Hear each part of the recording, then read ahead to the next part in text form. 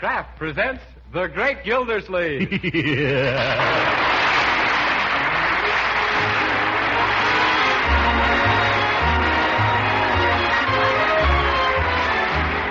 The Kraft Cheese Company, who also bring you Bing Crosby every Thursday night, present each week at this time Harold Perry as The Great Gildersleeve, written by Leonard L. Levinson.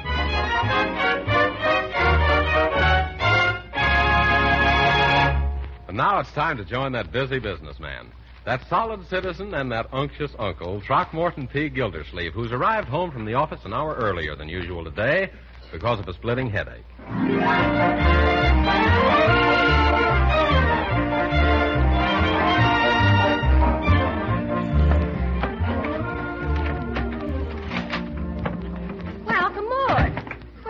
Home at this hour. Oh, good afternoon, Marjorie. I closed the office early on account of a splitting headache. Oh, that's too bad. How are you feeling? Just wonderful. Well, what about the headache? Oh, she went home. She? Yes, I didn't have the headache. It was my secretary, Miss Rep Vogel. I kept telling the girl, poor girl, to get glasses, but she thinks they'll spoil her good looks. Oh, if that girl ever wore glasses, she could see that she hasn't any good looks. That's probably why she doesn't wear them. Anyhow, after she left, I guess I got a touch of spring fever. Oh, you did? Yes, you know, in the spring, a young man's fancy lightly turns to thoughts. That's from Locksley's Hall, Tennyson. Hey, Marge! Gee whiz, you can't imagine what wandered into our backyard just now. Hi, Uncle Mort. There's a goat in our backyard. Here's a goat? Sure, a real live billy goat with all the accessories. A beard at one end and a tail at the other. And 2 horns. Well, and a very good bumper, too, I'll bet. What's it doing in our yard? Well, it pulled up some of those onions you planted, and right now it's having dinner. Onions? I never planted it. Oh, good heavens, those are my crocus bulbs. Yes, Oh, why didn't you stop him? Hey? Uncle Mort, please come along and help me. Yes, certainly, my dear. Come along, Leroy. Oh, gee, crocus, do you think it'll croak the goat?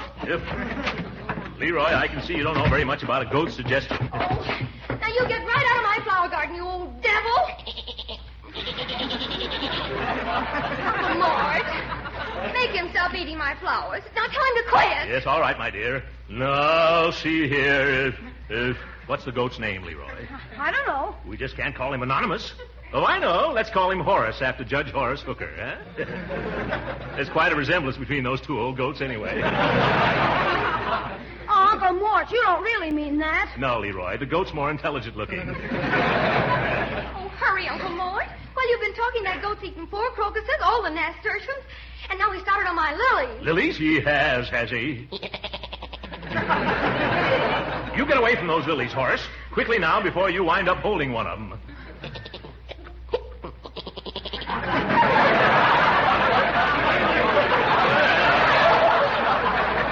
Looks like Horace has been eating the radishes, too. Hey, come on, Leroy. Help me drag him out of there. Well, maybe I can handle him myself, Uncle Mort. Huh? Come on out of there, Horace, old boy. Nice little ghost. Come on, palsy-walsy. Atta boy, that's right. You see, all you have to do is treat him with kindness. Oh, look, Uncle Mort, he likes you. Well, isn't that cute? Look out, Uncle Mort, he's chewing your sleeve. Here he is. Stop that, Horace. Let go. Unhand me, sir.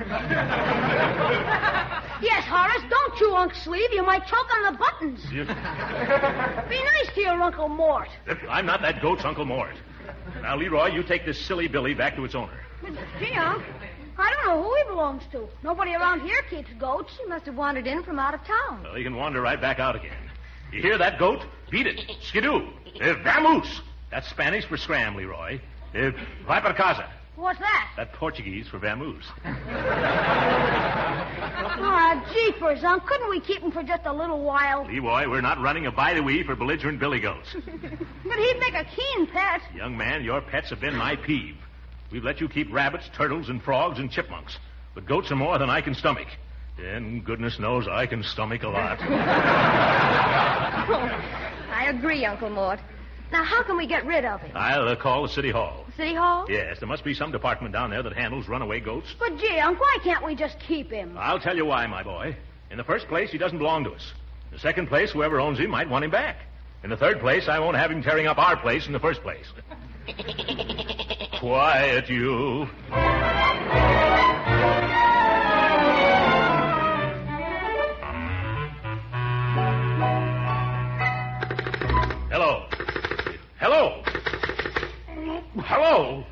Uncle Mort, don't lose your temper. Why shouldn't I lose my temper? Been on this telephone till I've gotten a cauliflower ear. Well, maybe no one that's down at City Hall wants a goat. There must be some department that handles them down there, Leroy. By George, what are we paying taxes for? Operator, wake up. Good afternoon, City Hall. Oh, good afternoon, my dear. Did you have a nice nap? What do you want, please? This is still Throckmorton P. Gildersleeve. Oh, yes, the goat man. One moment, please. One moment, please. I'd like to see Hitler hold his breath for one of her moments. Leroy, did you tie that goat to the tree like I told you to? Yes, I did, Uncle, and he chewed through the rope. Oh, dear. What's he doing now? Oh, nothing. Just standing there eating the rest of the rope.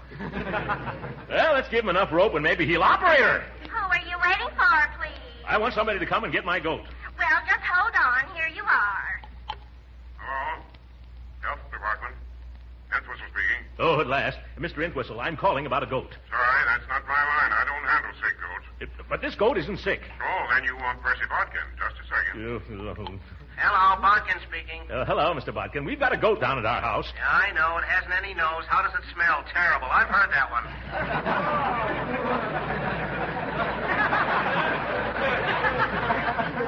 No. This is a perfectly healthy goat. Are you sure? Has it had a physical lately? Look, it's straight into our yard. We want you to come and take it away. But I'm just the inspector of goat's milk. This isn't an Annie goat, it's a Bill. Oh, Bill, he's out to lunch now. I'll have him call you when he gets back. Operator! One moment, sir. I'm trying to help you. Here's Mr. McCorkle in Lost and Found. Go ahead, Mac. Hello? I understand you lost a coat. What kind? Overcoat, top coat, sport coat, or mackintosh? No, not a coat. A goat. Oh, a goat? Yeah. Here in the city hall? No, here at home. How could you lose a goat at home? You probably just mislaid it. This was... I didn't mislate it. I found it. Well, then if you found it, why are you bothering me? Because it isn't mine. But does the coat fit you?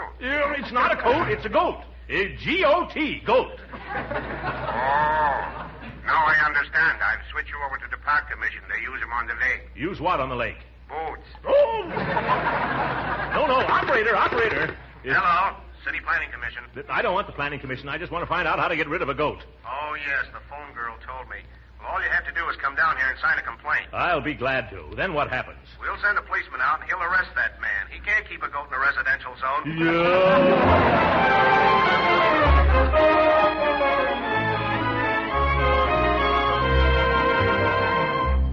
All right, Leroy, time for you to trot off to bed. Oh, but gee, it's early, huh? Can't I read to the end of the chapter? No, young man. Before you go to your room, I want you to go outside and chase that miserable goat out of our yard.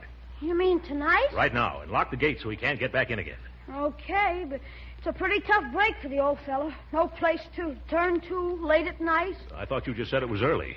Sure for me, but not for a goat. Yeah. It's pretty sad. Now, let's not get sentimental about a billy goat. Yeah, but how would you feel if it was a cold night and you were all alone in a strange city and you were a goat? Well, I'd feel... How do I know I'm not a goat? Well, Uncle Mort, just supposing you were Horace. Leroy, sit down. We're going to have a little man-to-man talk. Gee, like Andy Hardy? Just sit down, young man. Oh, I don't want to appear hard-hearted, but we've got to look at this entire goat problem from the practical standpoint. Understand? Yes, sir. Yeah. Now, first of all, am I this goat's keeper? Did I invite him to come here and live with us? No, but you never told him he couldn't come either, Unc. What's that got to... Let's be calm about this, Leroy. The trouble with you, young man, is that you're too impulsive. I am? Yes. You should carefully consider what you're jumping into, and then don't jump. Why, what business would we have owning a goat? Oh, a swell business. We could rent him out to the neighbors as a lawnmower. Yes, a lawn. That's not the point, Leroy. Let's get down to cold, bare facts. Sure. Poor old Horace is cold and bare, and that's a fact. And homeless and lonesome, too. But you've got to realize, my boy, that isn't our fault. Oh, I do, Unc. And I realize it wouldn't be our fault either if we threw him out and it started to rain and he caught cold and wound up with double pneumonia. If double... Oh, yes, that's perfectly true. If you think it's going to rain. What do we care if it does? I never heard of a goat catching double pneumonia before. Well, suppose he doesn't. Then he may starve to death or get run over by a truck. Oh, I'd hate to think that... Leroy, maybe I've been too impulsive. Oh, no, Unc. Well, I guess I better go out and chase Horace out of our backyard. Yes, you needn't bother, my boy. I'll take care of those things myself. But you said that I was supposed to... Never mind, Leroy. It might rain, and if that poor old goat hasn't got anywhere else to go, it won't hurt us if he spends the night under our mulberry bush. Jeepers, Unc, then we're going to keep him? There you go, acting impulsive again. But he hasn't given us any trouble since he had his dinner. Yeah, do you remember what he had for dinner? A delicious set of Grandma Gildersleeve's lace curtains. But he won't do it again. I'll watch him, Unc. How about it? Well, we'll see, Leroy. I'm going to see that you get straight to bed. Come on. Oh, I'm going. You don't need to come with me, Unc. Yeah, I'm going to my room anyway. There's an old blanket in my closet I'm going to take outside for that goat, in case it gets cold tonight, or if he gets hungry. Oh, I don't think you need to bother, Unc. He'll be just fine without that. Well, seeing that I'm the host, of course, I might as well... Leroy, what's going on in your room? Oh, nothing, Unc. Oh, nothing, eh? Well, let's take a look. Leroy, look at your mattress. That's the last straw.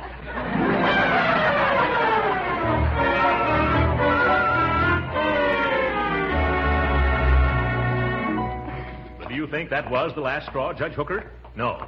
I put that Horace... Horace? I mean that goat. I put him outside after that, and he spent the night bleeding his brains out. Well, what have you done about it today? Well, I placed an ad in the lost and found section of the newspaper. I expected... Mr. Gildersleeve. Hello, Judge Hooker. Have you two heard the latest news about the Gildersleeve goat? Of course you haven't. You haven't been home, I mean. Yes. Well, we haven't had so much excitement in the neighborhood since that donut truck ran over that coffee salesman. Yes. My goodness, Dottie, what's happened now? Well, your goat has developed the worst habit. He's playing games with everybody. What sort of games? Well, there's one called Button. Who's going to get the button? Oh, my goodness. Yes, it usually starts with somebody playing Drop the Handkerchief, and then the goat plays Hop, Skip, and Bump, and then bingo, you're it. Great jumping jeeps. Come on, Judge, let's go. Thank you for telling us, Dottie. Well, that's all right. Well, the neighbors say they're going to sue you for damages, but for the life of me, I can't see why they want more damages. Shake a leg, Judge, before that goat busts me into bankruptcy. Ooh, by George, there he is now. Say, he's a cute-looking fella. Yes. Now, there are people who think you're cute-looking, too, Judge, and for the very same reason. What do you mean? Oh, any similarity between you and that goat is purely coincidental, but there's still definitely a similarity. Bertie! Afternoon, Mr. Gildersleeve. Afternoon to you, too, Judge. I don't suppose the owner of that goat showed up. No, sir, he didn't. He's a powerful smart man, that man is. However, there was another man around here looking for to buy that goat. Well, why didn't you sell it to him? Well, now, supposing I did and the owner showed up. That's how people get themselves into pokey. But we have a legal right to sell this animal now, haven't we, Judge? That's right. The decision was handed down in State of Nebraska versus 2 unclaimed guinea pigs, later amended to Nebraska versus unspecified number of guinea pigs. That's fine, Judge. Now, Bertie, do you remember the name of the man who wanted to buy that goat? No, sir, I don't. Oh, what a pity. But he left his card here, Tis. Oh, his card. Good. Let's have it. Thanks. You? I'll pick it up. Never mind, Bertie. I'll get it. Look out, Gildy. Get up. Here comes that goat. What'd you say, Judge? Run, Mr. Gildersleeve. What's all the commotion? Here, let me help you up. You aren't hurt, are you, Gildy? No, of course not, Judge. I'm just practicing forced landings, that's all. Where is that goat? You better get rid of him, Mr. Gildersleeve. That's just what I'm going to do. I'm going to sell him right now. Where's that man's card I dropped? Well, it was on the grass a minute ago. Yes, it was right away. Oh, somebody stop that goat. Oh, it's too late. He just chewed up the card with the customer's name.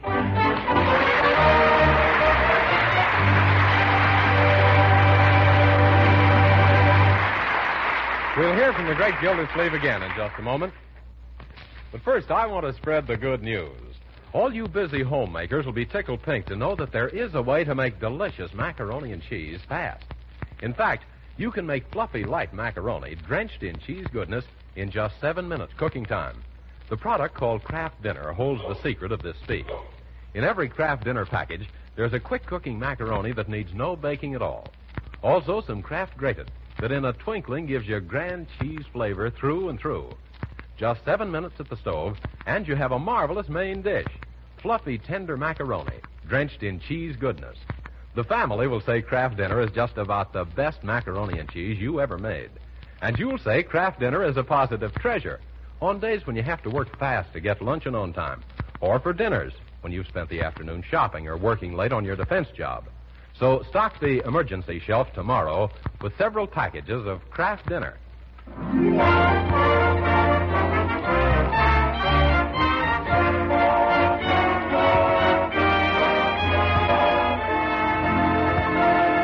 Let's return to the great Gildersleeve, who's putting the finishing touches on a temporary goat pen to hold Horace until he can be sold, given away, or just tied to some fence and ran from.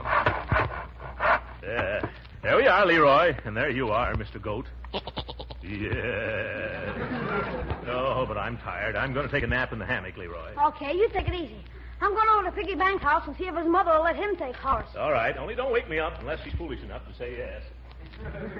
Gee, poor Uncle Mort. He's getting to the age where he can't take these things. Oh, my gosh, dames. Oh, there you are, Leroy. We've been looking for you, haven't we, girls? That's right. We've just come from our first aid lesson, and we need to fix some quick to practice on before we forget everything we learned just now. So come on, little man. Let us bandage you up. Nothing doing, Sally. The last time you guys wrapped up my leg, my foot was asleep all afternoon. Besides, I gotta see a lady about a goat. Well, it looks like we'll have to practice on each other. Oh, no. Let's see if Bertie's here. Right. Oh, Bertie, would you like to come out here and be a victim? A victim of what, Miss Marge? Circumstances? No. Of a broken leg, brains, burns, everything. No, ma'am. I have absolutely no inclinations in that direction. We just want to practice first aid on you. We're just going to pretend that you're hurt. Can't you do it just pretending I'm there, too? I've got a pressing engagement to press that dress she wants to wear tonight. But if you want me to leave that to go on...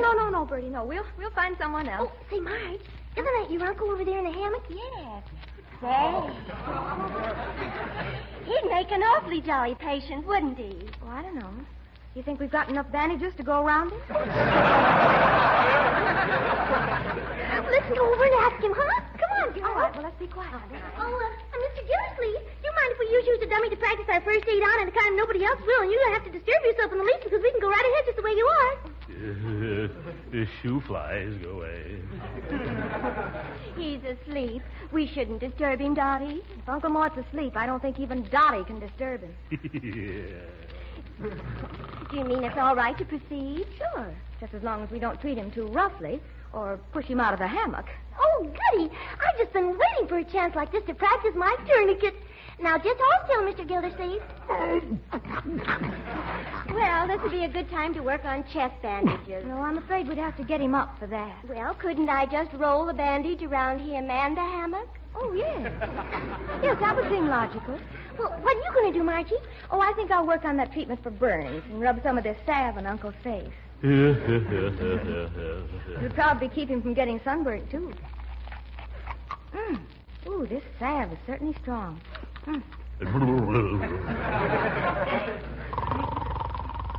My, your uncle is certainly a sound sleeper. Yes, just listen to that sound.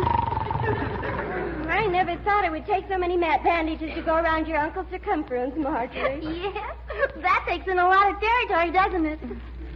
Gosh, but this stuff is sticky. Anyone have an extra handkerchief? Mm-hmm. Just a second and I'll be through. Then...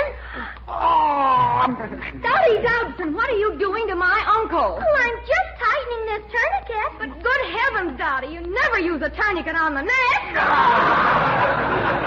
Yes, I'm twisted. Are you all right? Wake up, Uncle. And maybe we better help him sit up. Oh, he can't sit up. He's bandaged to the hammock. In that case, we better...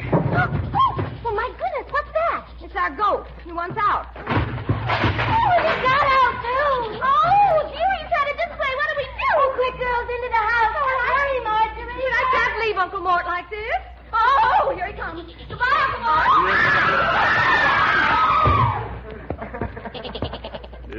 I can't get up. Who tied me down here? Well, why'd you do it? Oh, it's you. What do you want? You'll get away from me. Oh, your nose is cold. Yep, quit licking my face.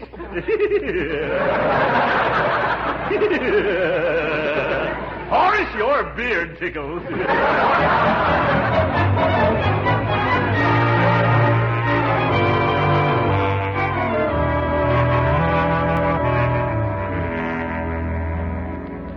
Mr. Gildersleeve, don't you think you'd better figure out some way to get rid of that goat?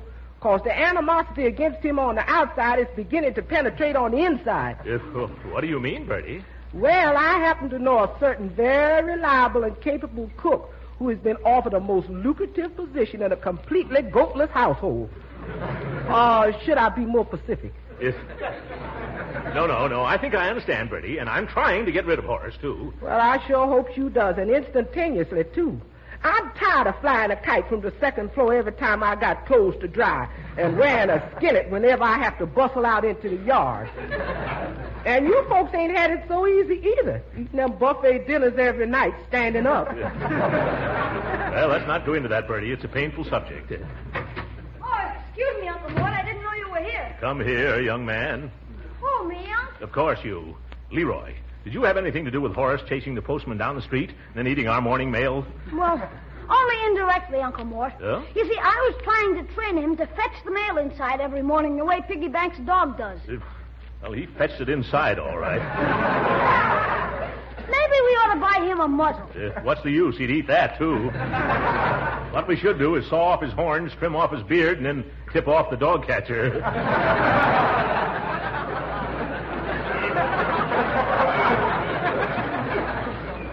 You can't do that, Uncle Mort. He likes you. Yes. Every time he sees you, a look steals into his great, big, beautiful blue eyes.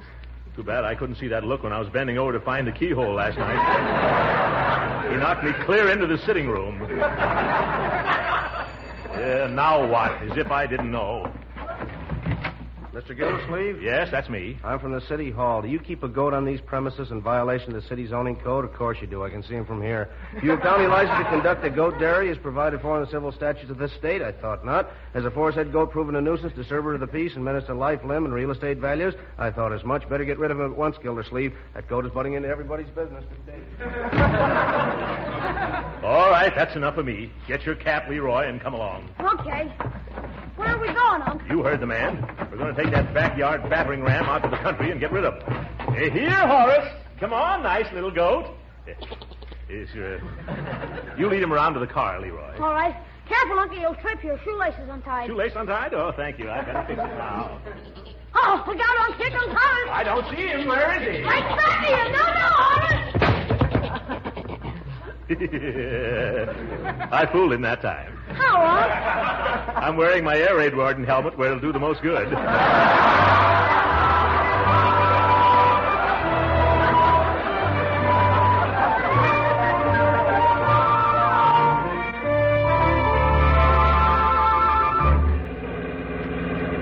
down, Uncle Mort. Let's try that farmer up ahead. That farmer? Oh, yes, but this is our 8th stop, Leroy. I never thought there were so many goat haters in this part of the country. Hello there, neighbor. Well, hello there. Oh, how would you like to buy a dandy goat at a cheap price? No, thank you, gentlemen. Gee, why not? There's goats that's too stubborn. They're used like jackasses. But just look at this animal. He's a genuine Jim. A genuine Jim? He look more like a Yorkshire Indian. You can have him for only $2. No, too high. All right, I'm tired of hauling him around the countryside. You can have him for nothing. That's still too high. Well, then suppose I give you $3 or $4. How about that? Oh, no, you're yoshing me. I'm not joshing you. Well, what do you say? No. But why not? That goat is worth $10 for sure. If you ask less, something went wrong, sure. You get along now. Get off my property. I don't want no dealings with hot goats. Well, for the hot goat. Uh-oh. Horace, what have you done? Gee, Unc, look at the upholstery in the back seat. The upholstery? Oh, where is it? I guess he ate it. All right, brother, this is the end of the line. What you gonna do, Unc? Open that back door, Leroy. Now, get out, Horace. Shut the door quickly, Leroy. All right. Goodbye, Horace. Yeah, goodbye, Horace. Well, let's get home, Leroy. Yes, it's...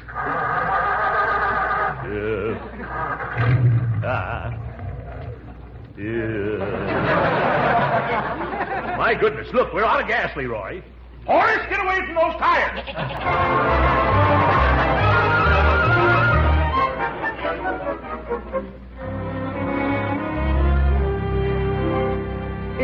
It's 7 o'clock, Miss Marge. You still want to wait dinner for Mr. Gildersleeve and Leroy? Oh, yes, Bertie. Just a little while longer anyhow.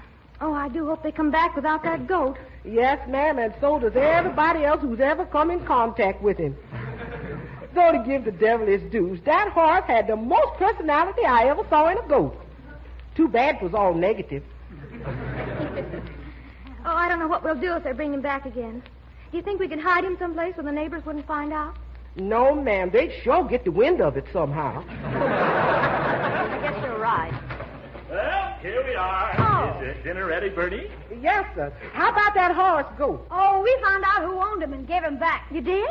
Who does he belong to? Summerfield Railroad Yards. The railroad yard? Well, I've heard of donkey engines and cow catchers, but what do goats do on the railroad? Well, Horace works down at the stockyards. He leads the sheep out of the pens and into the boxcars. Yeah, when he ran away, they thought he'd been shipped somewhere by mistake. Yes, they were terribly glad to get him back again because it's practically impossible to move the sheep unless he leads them. Oh, well, thank goodness that's all over. You said it. Well, now, if you folks get all cleaned up, I'll put dinner on right away. Oh, dinner, and have I got an appetite? Yeah, me too. Come on, Uncle Mort. Yeah, sure. You don't know what a load this is off my shoulders. Why, I feel like something's wrong. What's that noise outside? Oh, I can't imagine. It sounds like... You better go to the door, Uncle. Yes, I'll soon find out. Oh, great jumping jeeps! Horace has come back again, and he's brought all his little sheep friends with him.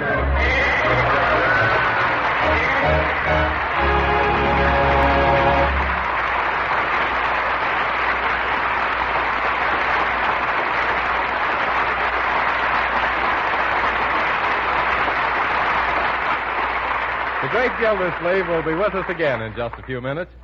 Meanwhile, I'd like to mention that macaroni and cheese is one of America's favorite dishes. And now Kraft makes it possible for you to prepare this favorite dish in only 7 minutes. You do it with a product called Kraft Dinner.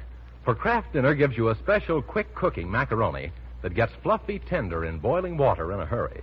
No need to blanch and bake this macaroni.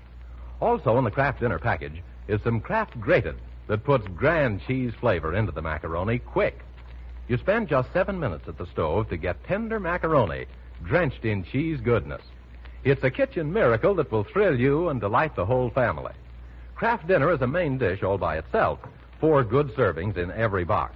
If you serve it molded into a ring and filled with cream seafood, you have a real party dish in a jiffy. So don't bother with blanching and baking macaroni anymore. Don't fuss with grating cheese and making a cream sauce. Give them grand macaroni and cheese cooked in 7 minutes. Stock up on Kraft Dinner tomorrow.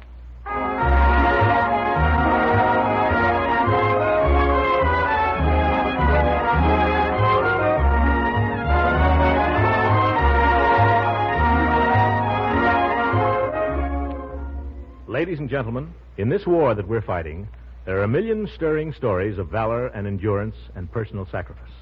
At this very moment, on every ocean, men of our Navy are writing an heroic page in our history. And in order that they may fight with untroubled hearts, secure in the knowledge that their loved ones at home are not in distress, the Navy Relief Society is asking us to contribute a fund of $5 million. That's right, Marjorie. For 40 years, the men of our Navy, Marine Corps, and Coast Guard have provided immediate direct relief for their dependents themselves. But now, since Pearl Harbor, the need has become much greater. And so all of us are going to have the privilege of helping. Give now, and give generously, either to your local Navy Relief Drive or to the Navy Relief Society, 730 Fifth Avenue, New York City. That's right, 730 Fifth Avenue, New York City. Thank you, and good night, ladies and gentlemen.